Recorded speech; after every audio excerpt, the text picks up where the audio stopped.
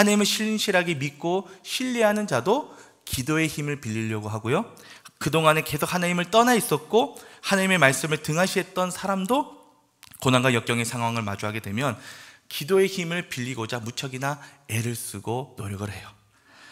지금 전국적으로 이제 집중해서 기도의 불을 땡기고 있는 시기를 보내고 있습니다. 전국의 수십만의 고3 수험생 어머니들이 하늘의 문을 열어서 정말 주님의 지혜가 우리 아이들의 그 뇌, 이 하드코어를 바꿔가지고, 천재 같은 지성을 가지고 시험을 잘 보게 해달라고 열심히 아마 기도들을 하고 계실 거예요. 이제 수능까지 며칠 남았죠? 여기 이렇게 관심들이 없으시나 봐요. 우리 자녀는 이제 대학 갔다 그거죠? 36일 남았어요. 별로 감흥이 안 오시죠? 36일이면요, 그 친구들은 지금 아마 똥줄이 타다 못해서 아마 이제 지금 더 이상 탈 것도 없어요. 36일밖에 안 남았는데, 저도 수능 기도회를 인도해 보기도 하고 기도 요청을 참 많이 받아왔었는데요, 때마다 느끼는 것이지만 이 기도회를 하기 위해서 이제 명단들을 받아보면 현재 출석하고 있는 고등부 학생의 숫자와 그리고 수능 기도회를 위해서 기도를 할 테니 이제 명단을 좀 보내달라고 했을 때 그 숫자가 달라요. 그래서 자칫 보면 고등부가 부흥했나? 이런 느낌도 좀 들기도 합니다. 그래서 이제 명단에 있는 고3 수험생 어머니들에게 연락을 드려서 이제 기도 제목도 받고 상담을 해보면 자녀들이 교회에 안 나오고 또 본인들도 기도를 하지 않고 있는 그런 수험생들도 있더라고요. 그래도 자녀가 비록 교회는 안 다니지만 이제 곧 인생에서 정말 중요하고 큰 시험을 앞두고 있으니까 어떻게 해요? 자녀는 교회 안 나오고 기도는 안 하지만 엄마라도 해야 되지 않겠어요? 그렇죠? 그래서 엄마라도 나서야죠. 지혜의 광선을 받고 하나님께서 우리 자녀의 그 뇌의 하드코어를 바꿔주셔서 수능 대박을 노릴 수 있게 해달라고 기도를 해봐야 되지 않겠습니까?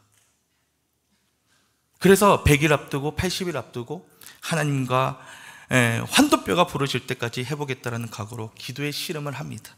그리고 목회자에게 기도 부탁을 또 하기도 해요. 사실 이런 것들을 매년 겪으면서 저도 궁금해요. 정말 하나님께서 이런 기도를 들어주실지, 오히려 들어주시면 그 자녀의 인생을 더 망치는 꼴이 되지 않을까 하는 생각이 들어요.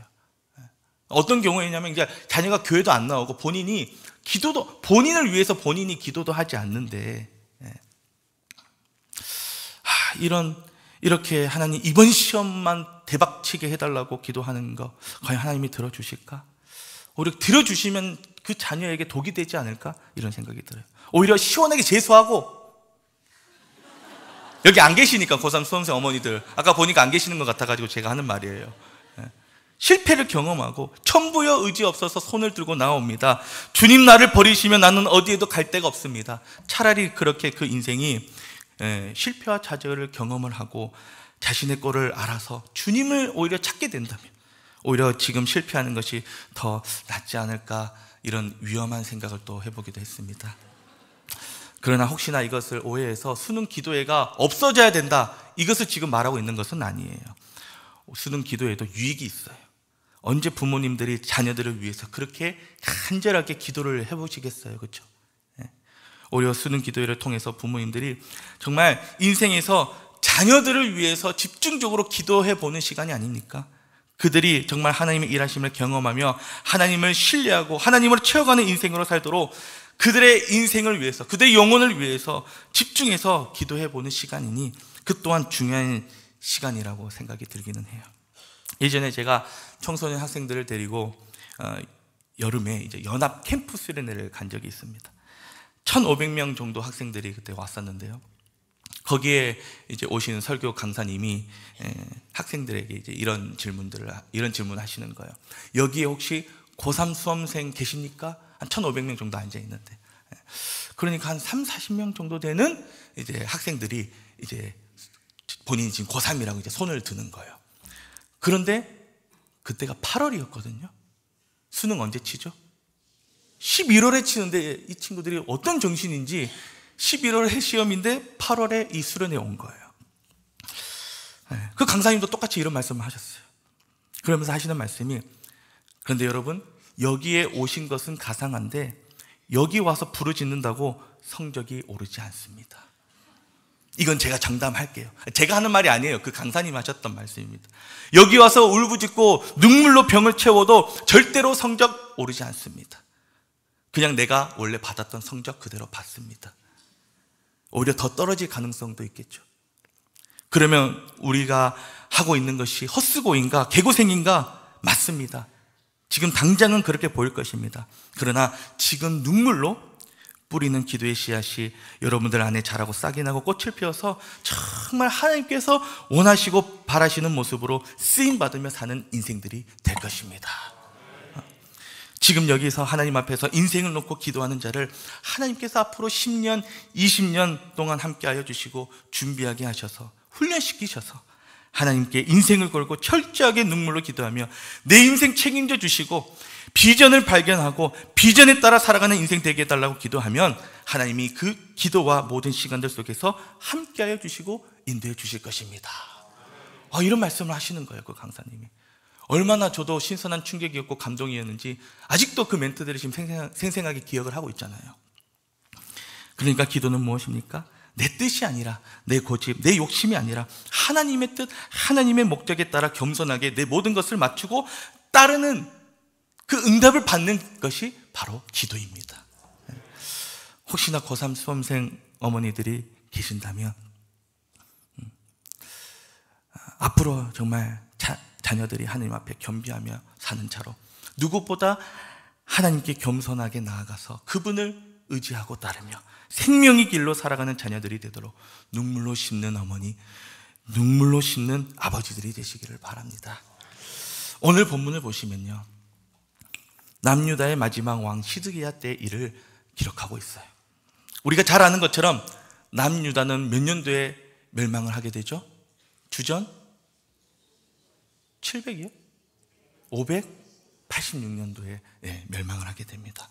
주전 605년에 여호야김 때 바벨론 1차 포로기를 경험하게 돼요. 이때 다니엘을 포함한 왕족과 귀족들이 끌려갑니다. 그리고 주전 597년에 제2차 바벨론 포로로 끌려가게 되는데, 이때는요, 바벨론은 여호와의 전의 모든 보물과 왕국 보물들을 탈취해가고 솔로몬 때에 만들어진 여호와의 전의 그 금기명을 다 회파하게 됩니다. 그리고 왕뿐만 아니라 왕족과 신하들까지 포로로 다 끌려가게 돼요. 마지막으로 주전 586년 때, 이 시드기야 때에 남유다는 제3차 바벨론 포로로 끌려가게 되면서 남유다 왕국까지 그 막을 내리게 됩니다. 오늘 본문을 보면요, 이 시기는 정황상 남유다가 멸망당하기 전, 바빌론이 침공해 오는 시기로 대략 그 시기가 한 주전 588년쯤 되지 않았을까 이렇게 예상이 돼요. 이미 남유다는요 1차, 2차 바벨론 포로 시대를 경험을 했어요.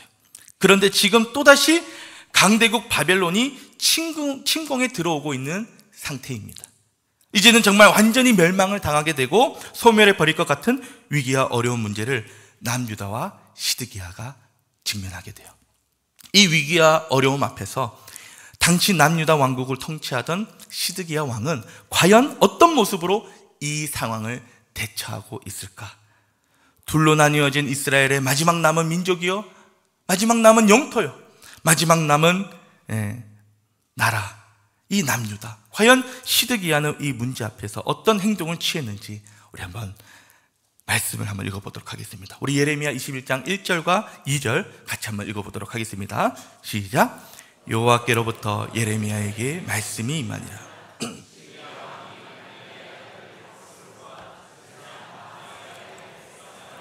예레미야에게 보내니라. 바벨론의 느부갓네살 왕이 우리를 치니 청컨대 너는 우리를 위하여 여호와께 간구하라. 여호와께서 혹시 그의 모든 기적으로 우리를 도와 행하시면 그가 우리를 떠나리라 하니.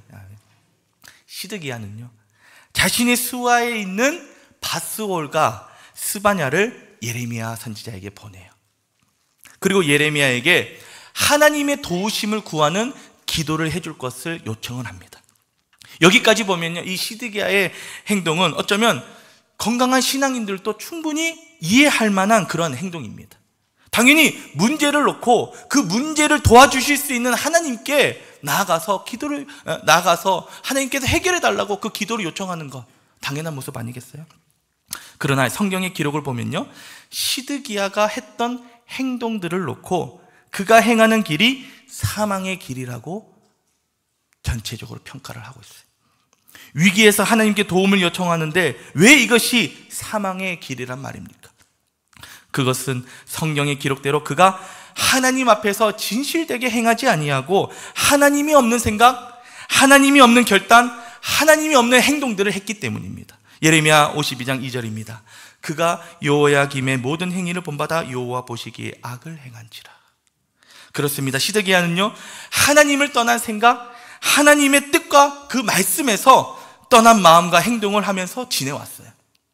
자신이 하나님 앞에 겸비하며 서 있지도 아니하고 하나님께 기도하지도 않는 자로 서 있었습니다.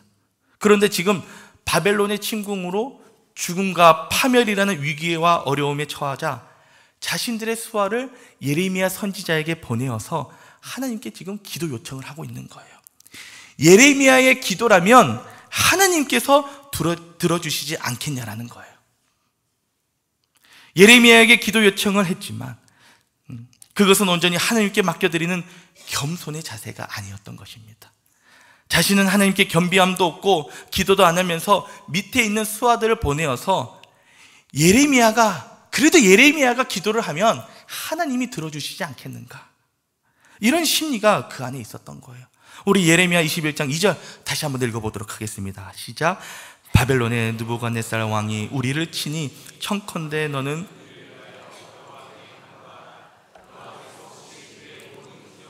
우리를 도와 행하시면 그가 우리를 떠나리라 하니. 우리의 중심을 보시는 하나님께서 이런 마음을 가지고 올려드리는 기도를 듣고 응답해 주시겠습니까? 들어주신다면 오히려 그걸 더 망치게 하는 꼴이 되지 않겠습니까? 이스라엘을 더욱 파멸과 절망으로 몰아넣을 거예요. 우리 주변에서도 이러한 경우들을 종종 목격합니다. 긴급한 상황이 되고 어려움에 처하게 되면 하나님을 떠나 있고 말씀을 등한시했던 사람도 본인은 기도 안 하면서 주변에 교회를 다니거나 아니면 알고 있는 이 목회자에게 기도 요청을 해요. 제가 다른 대학을 다니다가 26살에 그러니까 신학교 학부를 들어가게 됐습니다.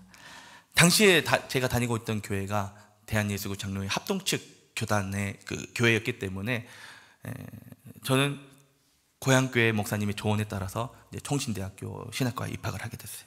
통합 측이었으면 제가 장신대를 갔겠죠. 고신 측이었으면 고신대를 갔겠죠. 근데 총신 측이어가지고 총신대로 간 거예요.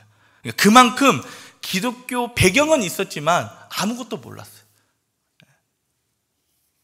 기초도 없고 잘 몰랐습니다. 제 상태가 이 지경이니 신학교 가기 전에 저의 상태와 제 주변의 친구들의 상태는 어떻겠어요? 뭐 하겠습니까? 그래서 제가 준비를 해서 신학교에 이제 26살에 신학교에 딱 입학을 했는데, 입학한 순간부터 함께 그 전에 알고 지내며 이제 뭐 놀던 친구들이 계속해서 연락이 오는 거예요. 저는 신학교에 와가지고 이제 없던 경건을 쥐어짜내면서 경건 생활을 하면서 이제 신학 공부를 하고 있는데 거의 쉬지 않고 2년 동안 연락이 오는 거예요. 너가 없으니 분위기가 살지 않는다. 너가 있어야 할 곳으로 돌아와라. 이제 목사 맛을 봤으면 돌아와라. 이렇게 수없이 저를 미혹하고 넘어뜨리려는 그 사단의 졸개들의 공격들이 계속 쉬지 않고 2년 동안 있어 왔어요. 그런데도 제가 독려하지 않자 거의 2년을 꼬박 쉬지 않고 전화 오던 친구들이 이제 연락들이 차츰 이제 뜸해지는 거예요. 그러다가 1, 2년이 지나자 다시 이제 친구들이 전화가 오는데 그 이유와 목적이 분명하게 있었어요. 뭐냐? 자신들이 이제 아시네요. 취업을 준비할 때가 되니까 급하니까 본인들은 교회도 안 나가면서 하나님이 베드로, 바울, 우리는 알잖아요. 몰라요, 걔네들은. 바울이 누군지 아무도 모르는 친구들이에요. 그런데 교회도 안 나가면서 연락 와서는 저에게 기도 부탁을 하는 거예요.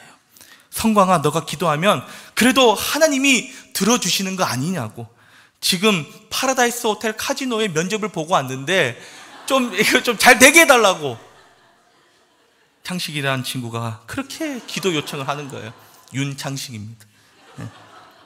이렇게 본인이 하나님 앞에서 겸손하게 서 있지 아니하고 기도도 아니하면서 급한 불을 끄고 욕심과 욕망을 채우기 위한 도구로서 기도하는 것은요, 결코 하나님이 원하시고 바라시는 기도가 아닙니다. 지금 시드기야도요, 결코 하나님이 원하시지 않는 기도, 응답하지 않는 기도, 사망의 길로 급행 열차를 타게 만드는 기도를 하고자 했던 거예요. 하나님께서 그 인생들에게 정말 원하시는 뜻이 있는데 그것을 알고 그에 맞는 목적에 따르는 신앙의 모습을 전혀 찾아볼 수가 없습니다. 그러면 이러한 시드기야의 어처구니 없는 생각과 행동에 대해 하나님의 응답은 무엇이었을까요? 시드기야의 부하들이 와서 늘어놓는 어처구니 없는 그 요청에 예레미야는요, 하나님께로부터 받은 감동에 따라서 이렇게 답변을 해줍니다. 지금 바벨론이 침공에 들어와서 죽을 위기 앞에서 떨고 있지? 응, 걱정 마. 전염병도 함께 보내줄게. 전염병으로 너희에게 속해 있는 사람과 짐승까지도 다 병에 걸려 죽게 될 것이고, 그리고 그렇게 혼란스럽고 어지러운 상황 중에 바벨론이 쳐들어와서 너희 모든 생명을 죽이고 다 빼앗아 갈 것이다. 이렇게 답을 해줍니다. 우리 예레미야 21장 6절과 7절 같이 한번 읽어보도록 하겠습니다. 시작. 내가 또 사람이나 짐승이나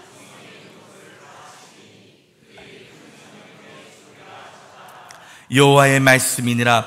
그 후에 내가 유다의 왕 시드기야의 그의 신하들과 백성과 및 이 성읍에서 전염병과 칼과 기근에서 남은 자를 바벨론의 느부갓네살의 왕의 손과 그들의 원수와 손과 그들의 생명을 찾는 자들의 손에 넘기리니 그가 칼날로 그들을 치되 치근히 여기지 아니하며 긍휼히 여기지 아니하며 불쌍히 여기지 아니하리라 하셨느니라.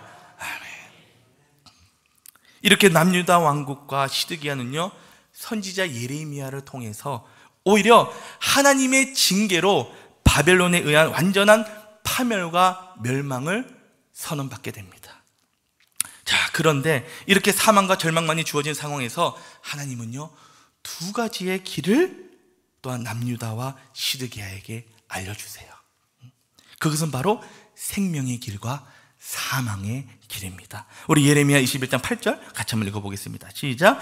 여호와께서 말씀하시기를 보라, 내가 너희 앞에 생명의 길과 사망의 길을 두었노라. 너는 이 백성에게 전하라 하셨느니라.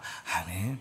하나님께서 남유다와 시드기야에게 주신 생명의 길, 사망의 길은 과연 무엇일까? 생명의 길은 무엇일까? 그것은 바로 바벨론에게 항복하고 포로로 끌려가는 것이었습니다. 어차피 남유다는 바벨론의 칼에 의해서 생명이 유린당하게 되고 완전히 멸망하게 될 테니 너희가 생명을 보존하려면 순순히 포로로 잡혀가라는 거예요. 아니, 어떻게 때려 맞고 멸망당하고 실패하는 길을 순순히 따라가는 것이 생명의 길이 된다라는 것입니까? 그러나 사실 여기에는요, 우리의 머리로는 감히 다 헤아릴 수 없는 하나님 아버지의 사랑이 담겨져 있습니다. 이제 이스라엘은요, 손쓸 수 없을 만큼 타락하고 범죄하고 하나님을 떠나고 말씀이 없는 자들로 전락해버렸습니다. 그것을 잘 보여주는 예가 바로 시드기야의 기도 요청이 아닙니까? 얼마나 마음이 완악하고 피폐해졌으면 하나님의 그 징계 앞에서 눈 가리고 아웅하는 식으로 자신은 겸비하지도 않고 기도하지도 않으면서 사람을 보내어서 기도를 요청한단 말입니까?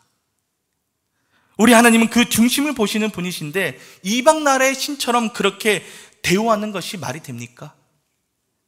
그래서 아비가 그 사랑하는 아들을 징계하듯이 하나님은 이스라엘을 징계하시고자 하신 것입니다. 사랑하는 아들을 징계하는 것이야말로 그 아들을 위한 길이고 생명의 길이 되기 때문입니다. 우리 잠언 3장 12절 같이 한번 읽어보겠습니다. 대저 여호와께서 그 사랑하시는 자를 징계하시기를 마치 아비가 그 기뻐하는 아들을 징계한 같이 하시느니라. 잠언 13장 24절입니다. 매를 아끼는 자는 그의 자식을 미워함이라. 자식을 사랑하는 자는 근실히 징계하느니라. 히브리서 12장 8절입니다. 징계는 다 받는 것이거늘 너희에게 없으면 사생자요 친아들이 아니니라. 히브리서 12장 11절입니다. 무릇 징계가 당시에는 즐거워 보이지 않고 슬퍼 보이나 후에 그로 말미암아 연단받은 자들은 의와 평강의 열매를 맺느니라. 아멘. 하나님은요, 그들을 죄와 사망으로부터 건지시기 위해서 그들을 따끔한 채찍으로 징계하시고자 작정하셨습니다. 그래서 하나님의 뜻과 그 작정에 따라 하나님의 징계는요, 이미 이전에 선언되었던 것이었어요. 하나님을 떠나고 말씀이 없는 시드기야와 그 측근들만 그것을 몰랐던 것입니다. 그렇습니다. 하나님은 아들 이스라엘을 너무도 사랑하시기 때문에 매가 무서워서 벌벌 떨며 잘못했다고 울고불고 빈다고 해서 봐주고 넘어가는 것이 아니라 그 채찍과 징계를 통해서 그 아들을 엄히 가르치셔서 그가 다시는 악한 길로, 교만한 길로, 오만한 길로 가지 않도록 깨닫게 하고 가르치고자 하신 것입니다. 이것을 한마디로 정의하면 뭐겠어요? 잘못했으면 그냥 매 맞아라는 거예요. 그것이 정말 너를 살게 하고 너의 생명의 길이 된다는 것입니다. 차라리 매를 맞고 내 안에 있는 못난 것들이, 부정한 것들이 다 사라지고 제거가 되고 그 안에 다시는 담지 않도록 하라는 것입니다. 이렇게 하나님의 뜻은 남유다가 하나님의 징계를 순순히 받고 바벨론의 포로로 끌려가기를 원하셨고 그렇게 작정하셨어요. 그래서 바벨론 포로기를 통해 하나님 없이 말씀 없이 내가 하려고 했던 것들이 다 사라지기를 원하셨습니다. 하나님께는 겸손하기 싫고 머리 굴리며 하나님을 이용하려고 했던 어리석은 것들이 사라지고 쓴뿌리들이 제거가 되어서 정말 하나님이 원하시고 바라시는 하나님의 자녀로 회복되고 생명을 소유하기를 원하신 것입니다. 하나님은 남유다와 시드기야에게 인생의 절대절명의 순간에서 두 가지의 길을 가르쳐 주셨습니다. 하나는 사망의 길이고 또 다른 하나는 생명의 길입니다. 사망의 길은 무엇입니까? 하나님이 두신 사망의 길은 계속해서 하나님의 일하심에 순응하지 않고 내가 원하고 뜻하는 대로 이루어지기만을 고집하면서 하나님께 반기를 들고 저항하는 것입니다. 그러나 하나님이 제시하신 생명의 길은 무엇입니까? 하나님의 일하심에 순응하는 것입니다. 내 머리로 이해되지 않는다 할지라도 그의 이끄심에 따르는 것입니다. 내가 바라고 원하는 모습으로 이루어지기만을 고집하는 것이 아니라 하나님이 이루시기를 바라고 원하시는 그 모습으로 인내하고 참고 나아가는 것입니다.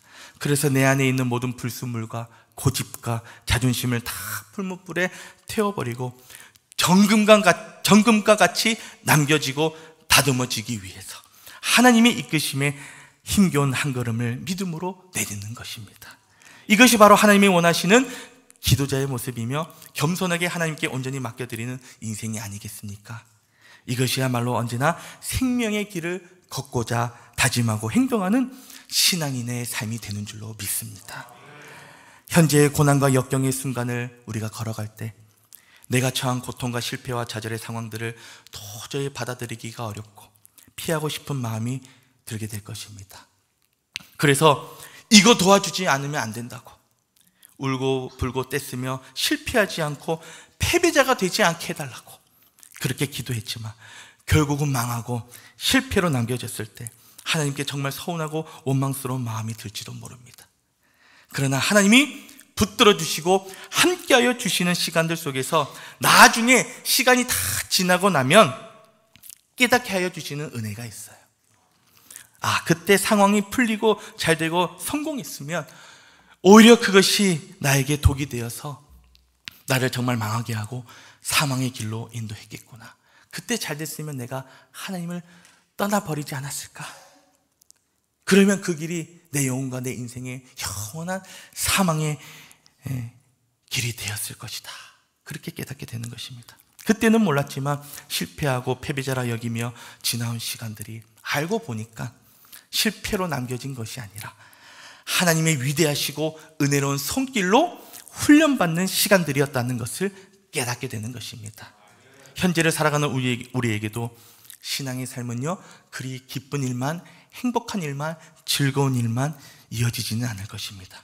머리로 이해되지 않고 회피하고 싶은 상황들을 많이 마주하게 될 것입니다. 그러나 하나님께서 나를 향한 뜻과 목적과 계획이 반드시 있으시기 때문에 우리는 시드기야와 같이 하나님을 신뢰하지 아니하고 위선자로 하나님을 속이며 잔머리를 굴리는 것이 아니라 언제나 하나님이 하실 일을 믿으며 하나님의 주권을 인정하고 인도하심에 순응하는 삶, 순종으로 나아가는 삶, 하나님의 도우심과 이끄심을 언제나 신뢰하는 삶으로 살아가는 저와 여러분이 되시기를 바랍니다. 우리 예수님도요, 사람들의 눈에는 실패처럼 보이는 길을 가셨어요. 사망의 길에 들어서서 끝나버리는 것처럼 보여졌습니다. 그러나 하나님 아버지의 위대하신 계획 안에서 예수님께서 순종하시며 걸어가신 길은 생명의 길이었고 소망의 길이었습니다. 그렇습니다. 사람들은 이해할 수 없는 우리의 삶이지만 하나님 안에서 언제나 영원한 소망을 바라보고 생명의 길을 걸어가시는 저와 여러분이 되시기를 바랍니다. 오직 나의 길은 주님 아시오니 나를 단련하신 후에 정금과 같은 믿음의 사람으로 세워져서 하나님의 영광을 드러내고 나타내는 생명의 길을 걸어가시는 저와 여러분이 되시기를 그렇게 바라고 주님의 이름으로 축원합니다. 우리 함께 찬양하도록 하겠습니다.